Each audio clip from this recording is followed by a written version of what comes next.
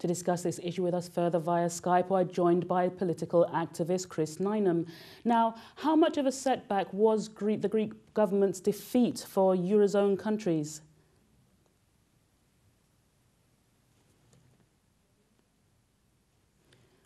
The pro-austerity parties across Europe, and actually this is admittedly a very explosive situation, but also a moment of great hope for the millions of people across the continent who've been suffering from the last 5 or 6 years of austerity policies.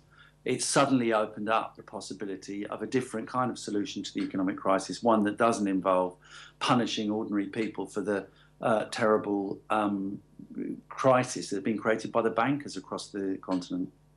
Now, as you've said now, Syriza are an anti-austerity party and they want to renegotiate the two bailouts. What would be the political implications of them coming into power?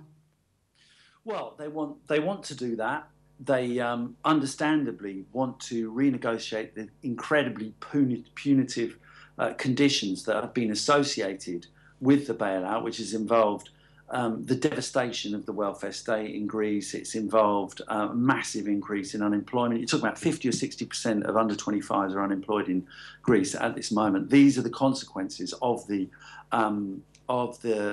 package that has been imposed by the Troika. And so, unsurprisingly, and in line with the wishes of the Greek people, Syriza wants them to be renegotiated. They also want a cancellation of a large section of the debt that plagues the Greek economy, but also, and crucially, they have a kind of different economic approach. They want to see state investment in public works that will actually rebuild the economy, get people back to work, and start Greece working again. These are all very reasonable, very sensible proposals. Unfortunately, they're also proposals that will be anathema to the people who are running the Troika, to the people who are running the EU, because they still remain committed to this madness of austerity that has caused such suffering across many countries in Europe. So there is a big standoff potentially developing. This is assuming that Syriza win the election on the 25th. There is a big standoff between those who want to drive the economy further and further backwards, to shred the welfare state across Europe, to solve the problem that they perceive in the economy by massively increasing austerity, and those who actually want to put people first and want to find a way forward that actually makes life bearable for people. Those are the lines that are being drawn here across the continent. It's a very significant moment. So what would be the knock-on effect to Brussels if Syriza were to come into power and to, as you say, be more sort of supportive towards the welfare of the people as opposed to Brussels itself?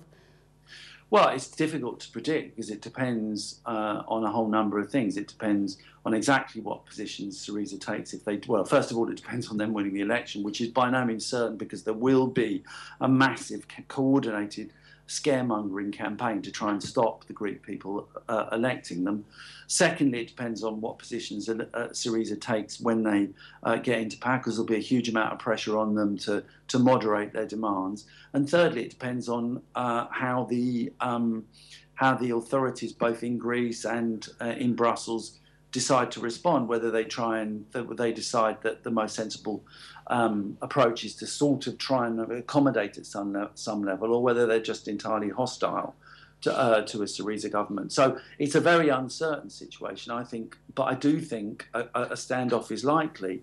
And one of the problems the people in Brussels have got is that if Syriza do get elected, if they stick to their guns, Greece will become a beacon of hope for the millions of people around not just southern Europe, but the rest of Europe, actually, who've had such a terrible time since the bankers brought the economy down back in 2008. And of course, this can be, this can be very inspiring for people if the Syriza government does take this stand and does hold out. You'll find already we're in a situation where in Spain, the majority appear to be supporting Podemos, which is also an anti-austerity party.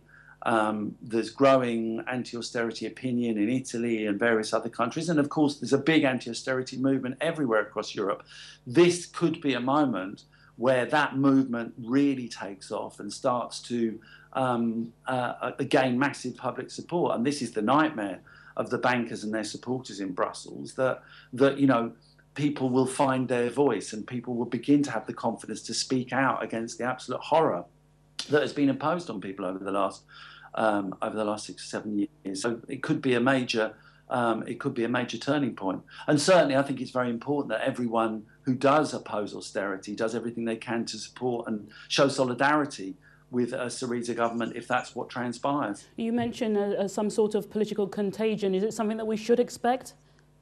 Well, I think inevitably, there will be many people across the continent will be looking very closely at what happens in Greece, and will be hoping against hope that Syriza do that they do get elected and do take this kind of a stand and stick by their promises to renegotiate and to cancel debt and to try and reflate the economy and get people back to work. That's something that and also to actually pump money back into welfare. These are all things that millions of people would benefit from and would support. So I think inevitably it's going to be a situation which creates increased political volatility in every country across Europe, and it's something that will encourage people on the left. There are other left parties, not just in Spain, but in Germany,